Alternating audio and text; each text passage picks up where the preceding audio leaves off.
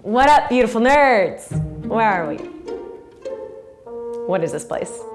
Did we get lost? All right, does Devin even exist outside of BuzzFeed? Does she even exist at all? Truly, yes. Oh my God, yes. Here, let me show you my existence. Here's my car tire. This is my money tree.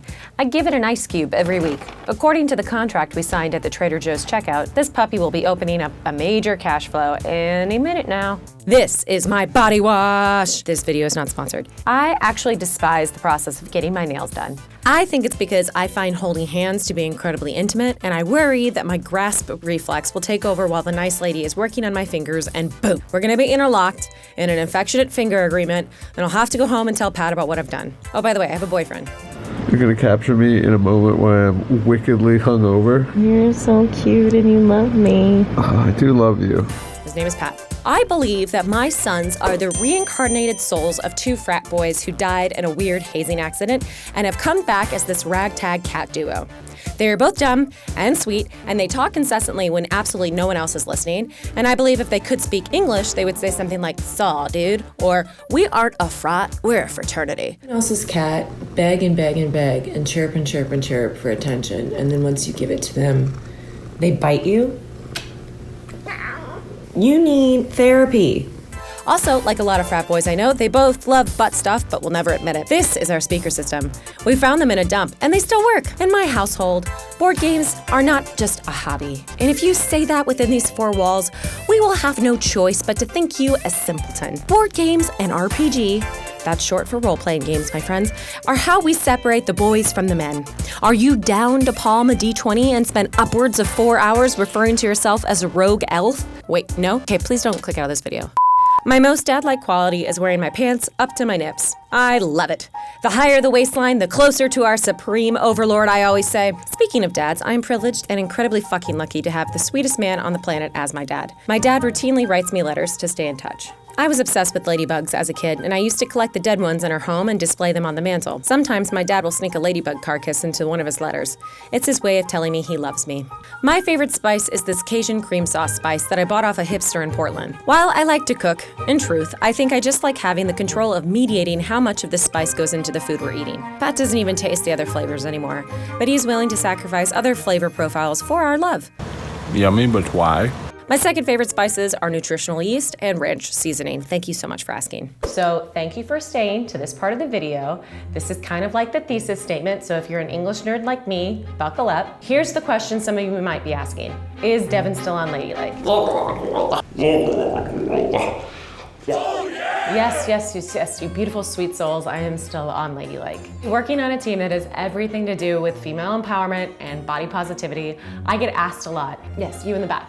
Yeah, I would like to know, how are you so confident?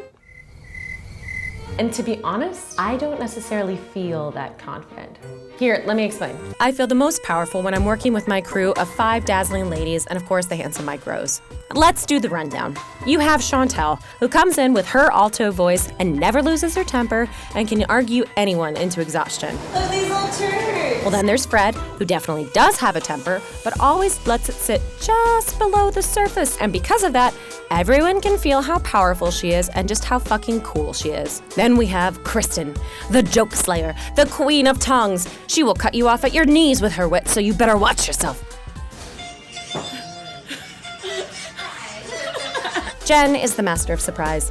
Her humor is insane. She's unpredictable and wild, but also so caring and loyal.